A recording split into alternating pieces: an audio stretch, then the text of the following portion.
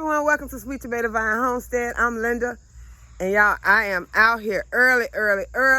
That is why my voice sounds like this. I haven't had my tea yet because I want to get the BT put on my plants this morning.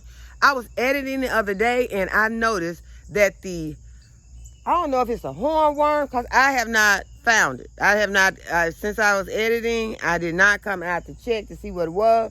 But that is why I'm out here right now, because I want to see what in the world it was that was eating on my eggplant. And it is even worse now. I'm going to put some BT into my fertilizer injector, and I'm going to spray BT on my plants today, because I don't want to have to walk through here and look for every single hornworm or whatever other kind of worms are out here eating on my plants. Because y'all, I had not seen these worms on the plants. I just noticed it when I was editing that the plant was ate up. I was like, okay, so when I was harvesting and doing the video, multitasking, I did not notice the plant was in that bad of a shape. So we're gonna go over here right now. We're gonna look together. First, I want to show y'all how bad my plant right here is looking. This is my ground cherry plant. It looks bad. I'm going to pull it out. But I want to show you the mushrooms that are in this soil. Now look at those mushrooms. Nope, we would not be eating those. But what is on this plant, I think, are aphids. I think what I'm going to do, before I pull this plant, I think I'm going to spray this plant with the BT. Because I can see that this plant is still trying to push out some new growth. This plant looks bad. I'm not going to leave it long. I'm just going to leave it, because I think that what happened is that the aphids took over this ground cherry plant. Let me turn it over, turn the leaves over and see. I don't know. I think I'm just going to rip this one out. We're ripping this one out. I'm not fixing to try to save this plant, because like you all know, it is late in the season. It is time to start tearing out plants. If they've got any kind of disease or anything, they looking like this, it's time for them to go. We can't save this. So we're gonna dig this out. So I'm sure that this is the work of a hornworm. Possibly. I do not see a hornworm on here, but like I said, I don't plan to stand out here and look for whichever worm it is. I see some leaf-footed bugs on here. They mostly just suck the life out the plant. I don't think they actually chew on it, but then there's some kind of, let's see, is that some droppings? Let's zoom in on that. Yeah, I think that's hornworm damage. That's poop from a hornworm. So, before I spray these plants, see, I got some eggplant coming right there. Got 3 eggplant coming. Wait, more.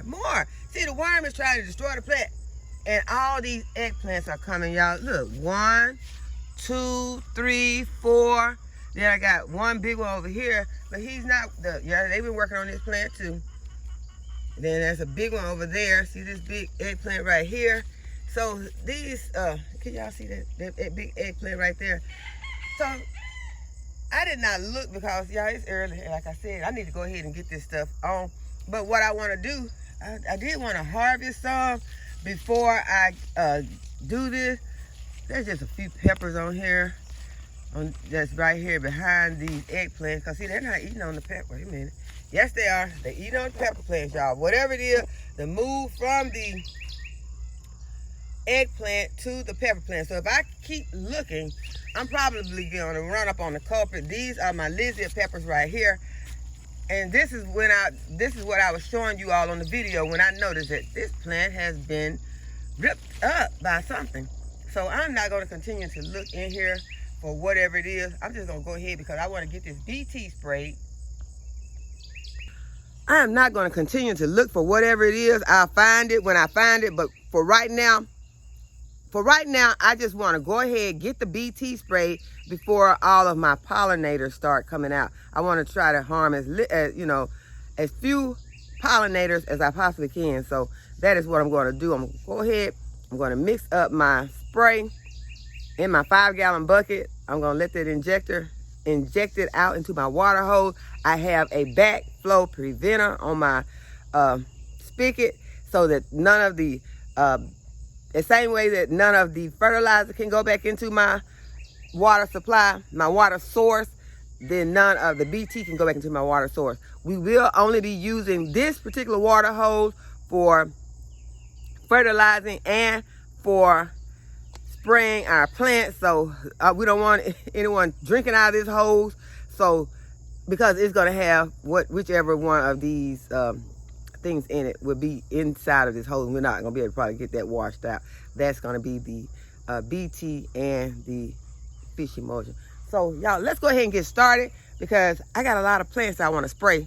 And then this is going to help a whole lot because not only am I going to be spraying on my plants, but I will be spraying this on my soil also, so that there are any worm eggs or anything in here, this BT can go ahead and take care of it. So y'all, this is just something I thought about. I said I needed to go ahead and do it in a way that I could cover a lot at one time, and this injector is going to help me to do that. So I am excited. I'm even more excited because this NEWTRY fertilizer injector is an awesome product. So y'all, I am fixing to get out here, get this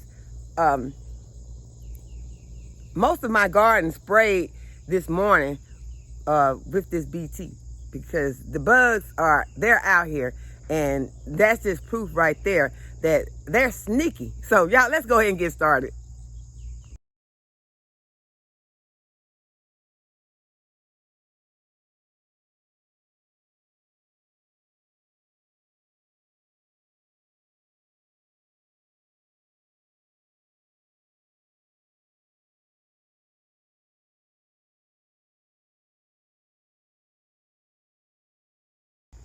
Okay, so now that I got my backflow preventer next to my water supply, and I got it running to my NEWTRY fertilizer injector, and now it is going to be running out to my water hose, and we're going to go ahead and start spraying.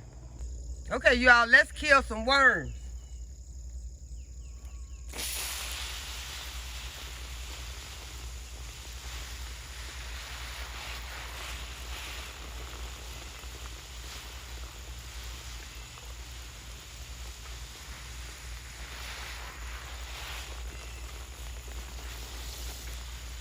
I also want to get this down in here where it can run into the soil, kill any eggs or worms that's laying over in the soil waiting to climb up these plants.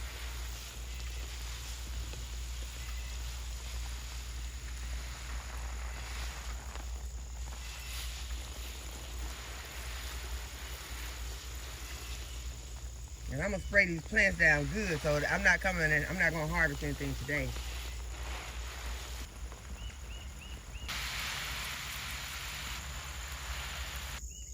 I missed one day of harvesting the okra. And look at the okra. One day is all I missed, y'all. That's all. I harvested this okra on Friday. This is Sunday. And there is,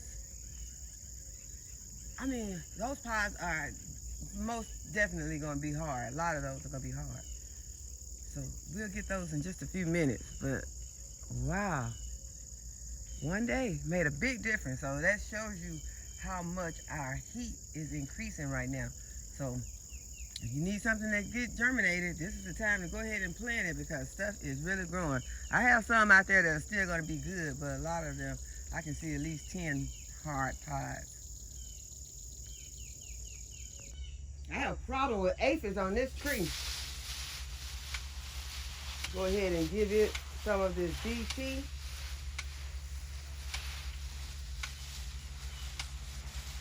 This is my crepe myrtle. And I can see all kinds of little insects falling. Because this tree cannot look pretty. It always looks covered in aphids.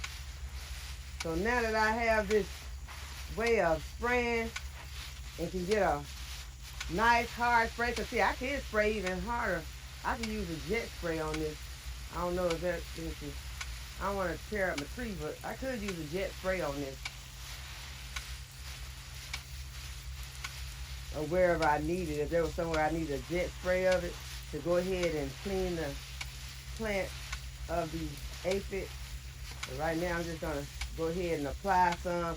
You all, I did not put any dish liquid or any kind of detergent in here because I don't think that this machine is made for, you know, I'm sure that it's not made for detergents in it. I don't want to clog it up with anything. I want to put something in it that can do the same thing that it is used to doing. It's used to taking fertilizers through. So this is a liquid and it will, it's no problem, go through this machine.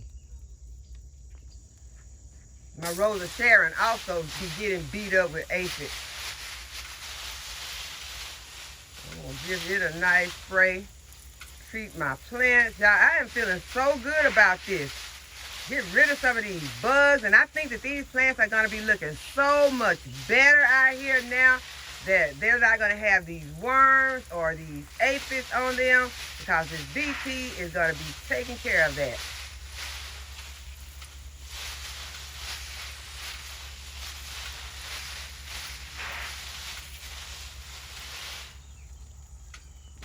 And I got out here early before the sun is up so that I can go ahead and get these plants sprayed and not harm any of my pollinators.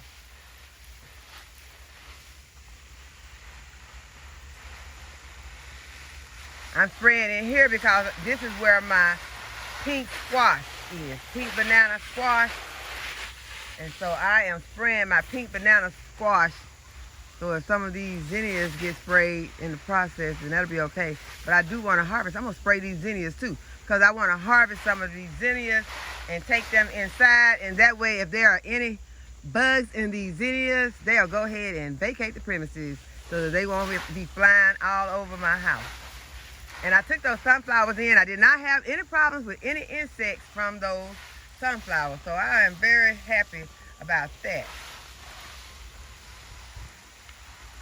You also get out and harvest your flowers before they start dying out. Get those flowers inside the house so you can enjoy them.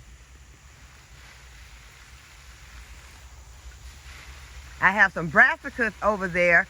Those are some Brussels sprouts. So I'm going to go ahead and give them a good spray to help them.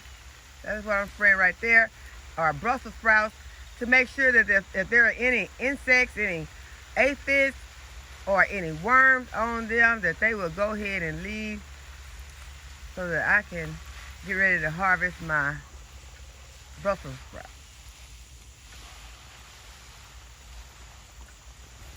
So if you've been wondering how you're going to get revenge on the tomato hornworm in your garden, this is how you're going to get revenge. And I can use my jet spray to go into areas that I don't want to walk into. I can use that jet spray and just let it go back there for me. So it is going back here and it is spraying and taking care of some of the worms that are back there on some of my plants that I can't walk back there to, or don't want to walk back there to at the moment. In my opinion, the snakes don't like to come out when it's really, really hot during the day. They like to come out early in the morning like now, or late in the evening once it's shaded and, you know, kind of cool like it is now. So that is why I go ahead and spray in those areas like this with this jet stream, and it can go back there. So right now it's going back there with those peas, and there is some tomatoes over there. There are some peppers over there.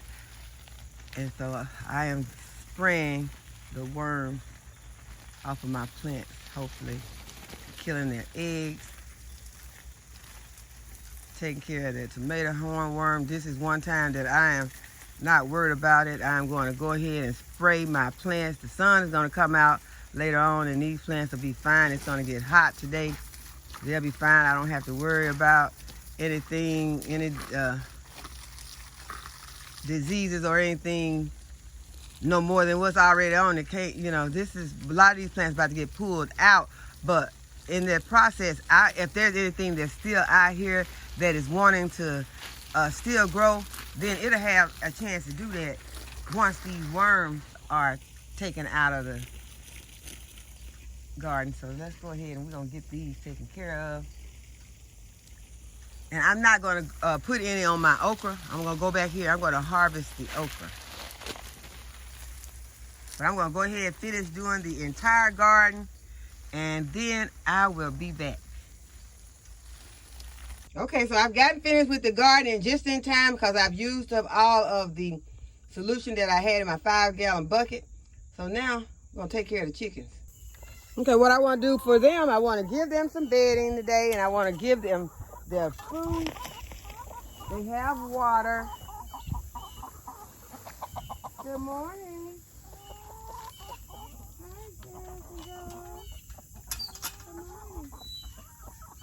Nope, we cannot come out today. Nobody's coming out today. No. Today is a stay-in day. I'm sorry. No. Today is a stay-in day. I'll let y'all out tomorrow. Okay? All right. So y'all need food. Say food. All right, let me get to it. Hey, Hilda, Matilda.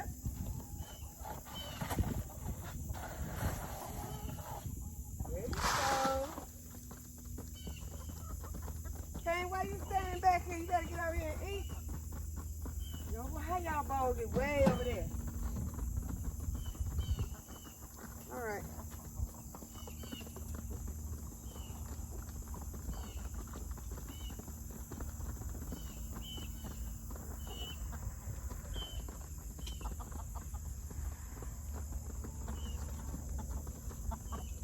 My chicks have a long chicken run, and I like that. But I have been looking at other ways to set up their chicken coop. This is the way I like it. I've looked at cattle panel coops. It would take a lot of cattle panels to do this, and then their chicken run would not be as wide. And I like it this wide. So I'm still trying to figure out something that I can. Okay, let me give them some more food because they're getting into it over here. Hey, why are you all aggressive this morning? What's wrong with you? There you go. There goes some. Here goes some on the ground, so y'all won't have to be fighting. Okay? I know chickens have a pecking order, so there's not too much you can do about that. They're gonna kind of get into it sometimes. Someone, you know, is pecking in their face, but I try to put a lot of food out here so that they don't have to be doing that. Might even need to put some more. There's another container over here for their food. I like to put their food in containers. Sometimes I throw it on the ground when they start fighting. I throw some on the ground so everybody can, you know, just spread out. But I prefer having it in a container. Excuse me. Yeah, I know.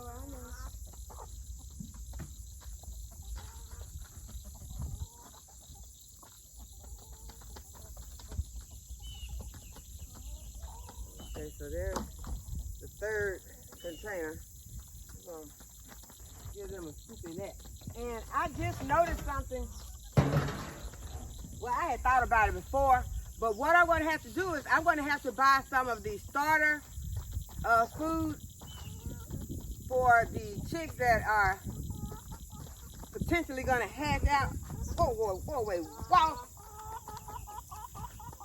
I'm about to bat this wall. But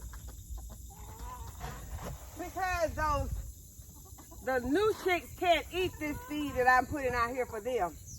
This is layers, has a lot of calcium in it, And those new chicks won't need all that calcium. So I'm gonna go ahead, I'm gonna get a bag of it tomorrow, because there's nowhere that I can get it today unless I want to drive all the way to Walmart. I'm not even sure that Walmart has it, but I know where I can get some starter seed tomorrow. And so I will be getting some of that, because the brooded hens will also be needing to eat that, because they don't need all the calcium right now, because they are not laying eggs right now. Remember I told you in a previous video that while those hens are brooded, they are not laying. They are just sitting on these eggs. But I do think they're stealing some eggs. I don't know how they're doing it, because unless they're allowing those other chicks to come into the nest and lay eggs. And I'm gonna keep an eye out for that. When I hear the chicken song going on out here, I'm gonna come and I'm gonna check to see who's laying where, because I only got one egg on Friday. So let me check to see how many eggs I got right now.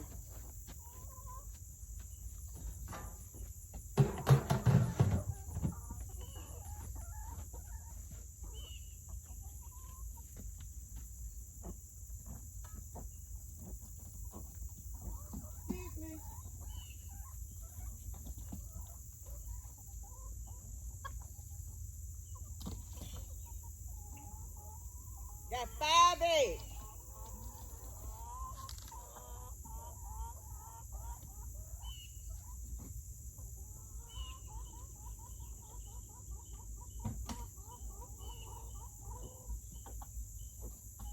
I have 5 eggs, and those are the only boxes that they are. That's the only other box that they're laying in. These 2 boxes here, where the broody hens are in, those are the ones that have all the eggs. I'm gonna just check in here. I don't want to make her mad, because she puffs all up when you open it. But I am gonna go ahead and let them keep those eggs. But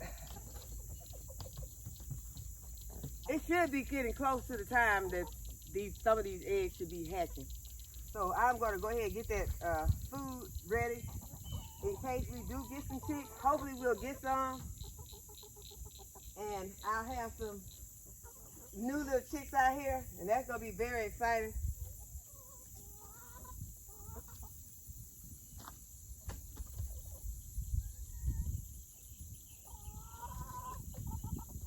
She's over there, and she's all calm, cool, and collected.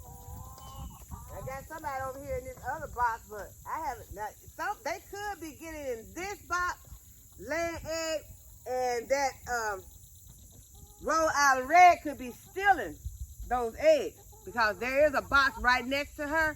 She could be stealing those eggs, because there's a chicken over there, but she's not laying an egg right now, but she's over there in the box. So I'm gonna have to keep an eye out for that to make sure that this Rhode Island Red is not stealing eggs, because in the research I done, it said that Rhode Island Reds were not usually the breed that goes broody often.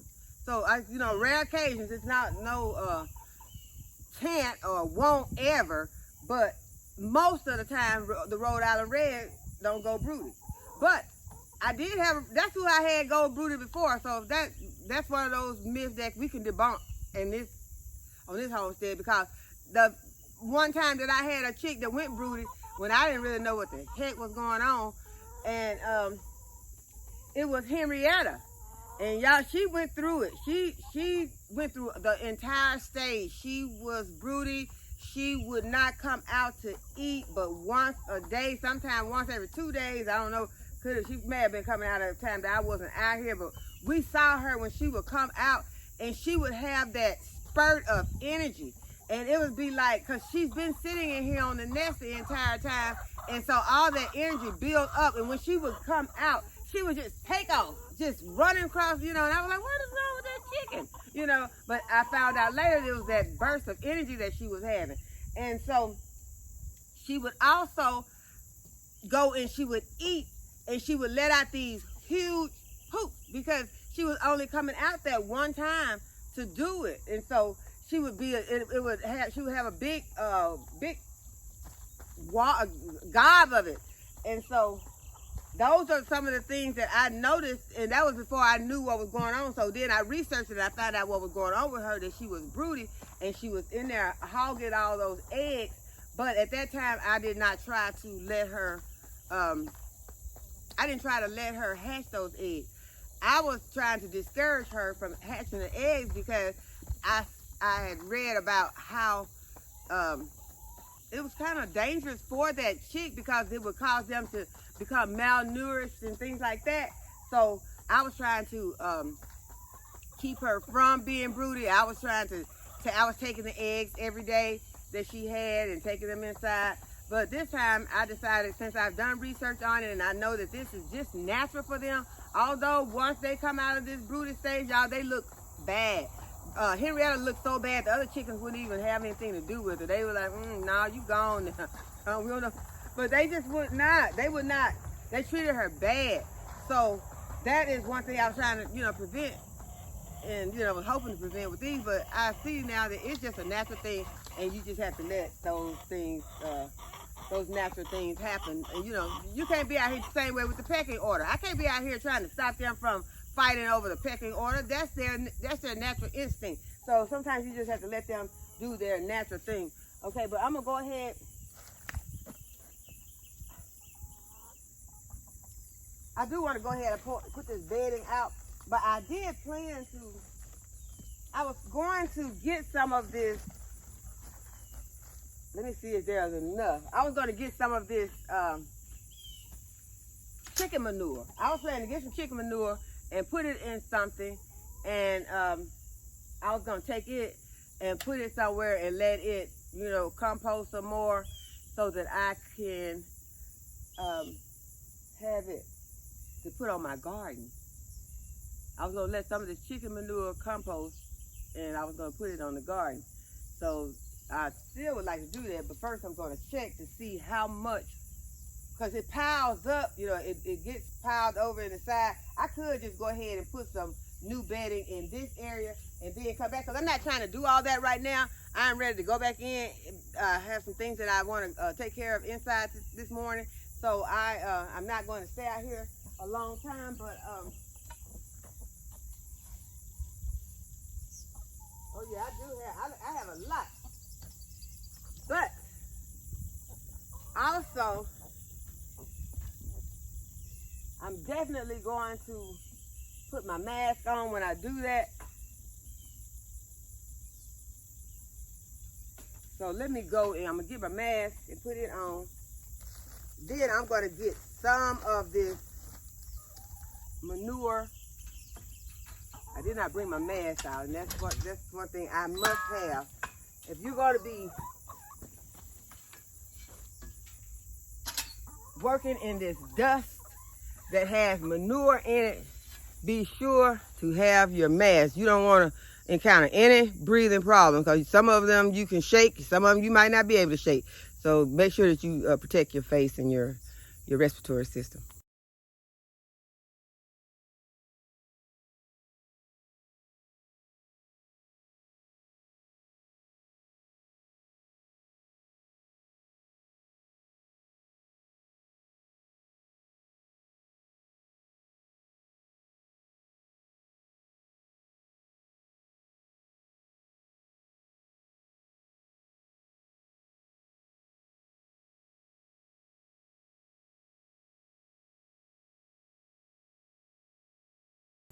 Okay, I got some bedding put down. I wanted to put some underneath the girls, but I didn't put any underneath them, because when I opened the door to start throwing something in, walls started running out. So I'm going to wait, and I have another bag, and I'm going to come out and bring it, and then I'm going to put some in the nesting boxes and inside the houses. But I did get me 3 5-gallon buckets of the chicken manure that had piled up at the back of the coop, and so that will last me for a while. And I'll come back and get some more, because as you can see, I did not put any more new bedding back there, so it's still piled up at the back of the coop. So now I'm going to harvest some okra.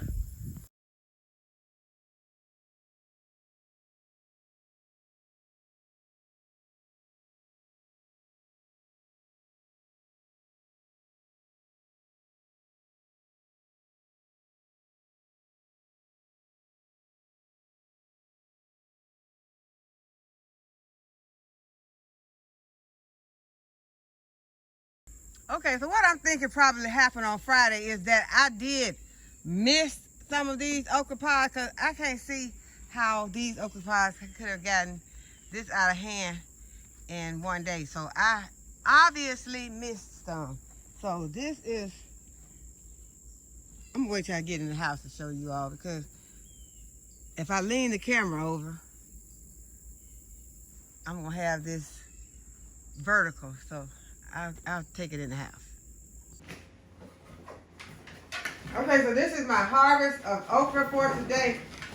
And a lot of those pods are gonna be way too big to do anything with. So I just sort through them. So what I'm gonna do today is I'm gonna make me a soup with okra and tomatoes and corn, green beans, and potatoes. Did I say potatoes? Okra, tomatoes, potatoes, corn, and green beans, and carrots. And I'm just going to eat it with some crackers. So that'll be our dinner for today.